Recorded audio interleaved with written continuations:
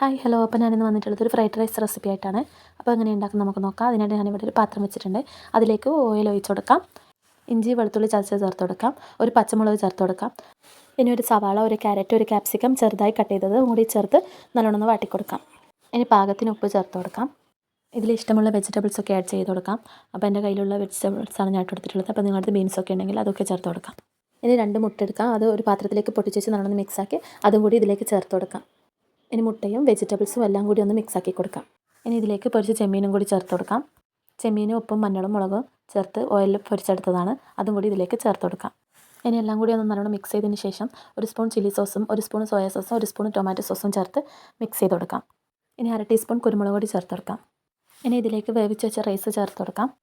അപ്പോൾ 2 കപ്പ് ബസ്മതി റൈസാണ് എടുത്തിട്ടുണ്ടായത്. അത് അരമണിക്കൂറോളം കുതിർത്ത് വെച്ചിട്ട് തിളച്ച വെള്ളത്തിലേക്ക് ഓയിലും ഉപ്പും ചേർത്ത് അരി വേവിച്ചെടുത്ത് അത് ഊറ്റി മാറ്റി വെച്ചതാണ്. അതെല്ലാം കൂടി നല്ലോണം ഒന്ന് മിക്സ് ചെയ്ത് കൊടുക്കാം. അപ്പോൾ ചെമ്മീന് പകരം നിങ്ങൾക്ക് എന്ത് വേണമെങ്കിൽ ചേർത്ത് കൊടുക്കാം. പൊരിച്ച ചിക്കൻ ആയാലും ചേർത്ത് കൊടുത്താൽ മതിയാവും.